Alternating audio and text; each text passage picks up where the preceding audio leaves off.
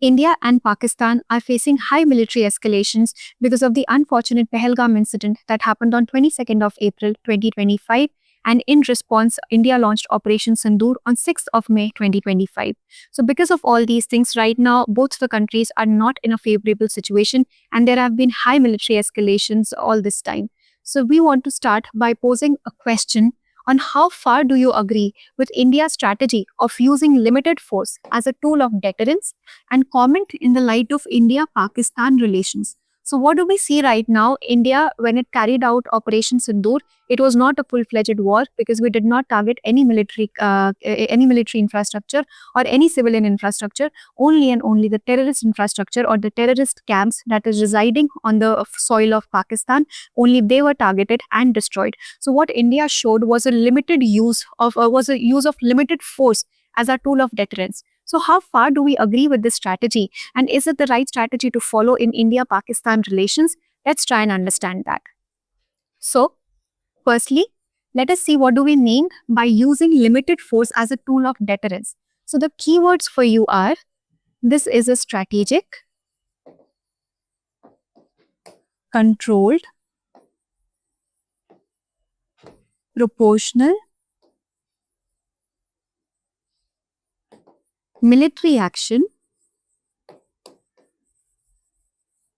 without actually engaging in a full-fledged war. So what is this? What was Operation Sindoor? It was strategic. It was controlled. Why controlled? Because it was very targeted, very precise. We did not target any military base of Pakistan. We only targeted the terrorist camps. So it was controlled. It was proportional. It was well measured. It was a military action, and it was not without engaging into a full-fledged war. So this was India's strategy of using using limited force as a tool of deterrence. So this all culminated to limited war. It was not a full-fledged war, but a limited war. So do we agree with this strategy? Yes, we agree with this strategy. Why? Because it was very important for India to show our condemnation against what happened in Pahalgam, and we want to send out a signal that we are not going to tolerate any such behavior going forward as well.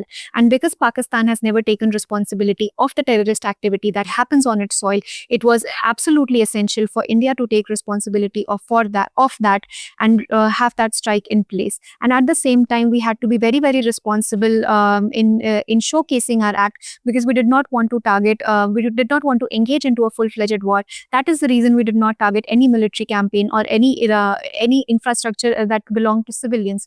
We only targeted terrorist camps. So this is this is a strategy that India followed of using limited force as a tool of deterrence. And India-Pakistan relations, in the light of India-Pakistan relations, this became absolutely important because this is a high-stake neighborhood. So why is India-Pakistan a high-stake neighborhood? Because both the countries are nuclear powers, and if it ever comes down to that, there's going to be a lot of devastation on both sides. And India has always been a responsible global leader. We have never been the first country to go and attack any other country. That is the reason. So we understand that this is a high-stake neighborhood. India and Pakistan have always been on loggerheads on the military front. So it is a high-stake neighborhood. Nuclear weapons are involved, and that's the reason that we went with the strategy of using limited force as our tool of deterrence. So this can be first part of your answer. The second part should be on the risks that are associated with this. So this strategy also has a couple of risks. Number one is miscalculation. So when India launched Operation Sindoor, ideally Pakistan should have supported it in a way that only terrorist camps were targeted, and that was really needed. But when situations like this arise, Pakistan, instead of staying silent, it just started retaliating even fiercely. So this is the risk of miscalculation that happens because Pakistan is not a country that takes credibility or responsibility for things. In fact, it started retaliating fiercely. So this is a risk that happens. And why this happens? Because we cannot only rely on using force as a tool of deterrence. Our major tool should be diplomacy. where both the countries, India and Pakistan, need to sit down, they need to sit together, and they need to have a problem solving mindset and get through talks and just neutralize the situation. But that is not what's happening right now. So are both the countries on talking terms with each other? So just today there was a news that the security advisors of both the countries, India and Pakistan, they are in touch. But they're in touch, but are they talking? What are they talking about? Are they talking? Are they making any decisions? We do not know. So diplomacy is what's lacking right now. And this use of limited force should be one of the tools within the bag of diplomacy that we have, but it should not be the only tool that we need to follow. So this is what we can say about this question, that India's strategy of using limited force as a tool of deterrence is a welcome step. It's needed, but at the same time, we also need to be mindful of the potential risks that this can have. All right. Now let's see what is India's general deterrence policy. So not just Operation Sindoor, otherwise what is India's general deterrence policy? It has always been strategic and defensive. So defensive is your keyword here. We need to understand that India has never been a country that follows an offensive deterrence policy. We are not the country who goes and attacks any other country. We always follow a defensive strategy. So this is what India's general deterrence policy looks like. At the same time, I want you to understand what India's nuclear deterrence looks like. Because both the countries are nuclear powers, and we need to be mindful of what India's nuclear doctrine it looks like. So India's nuclear doctrine came in 2003, and there are three key terms associated in this doctrine. So the first one is credible minimum deterrence. Credible minimum deterrence means that we are going to have some arsenal, we are going to have enough arsenal that is required to defend ourselves, to protect ourselves, and if ever comes down to a nuclear war, we are going to have enough arsenal that can cause unacceptable damages on the enemy country. So it is not that we're not going to have nuclear weapons, we're not going to build our arsenal. It is not the case. India is going to have credible minimum deterrence in its kitty. So if it ever comes down to that, it can retaliate. So after credible minimum deterrence is the major thing, that no first use policy. India is going to have arsenal in with itself, but we are not going to be the first country to use it. We are a very responsible nation. We are a responsible global leader, and this has been appreciated by countries across the world that India is responsible in using its nuclear weapons, and we are never the first country to go and launch an attack on the other ones, because we understand the grave side effects and the devastation that the nuclear weapons are supposed to cause.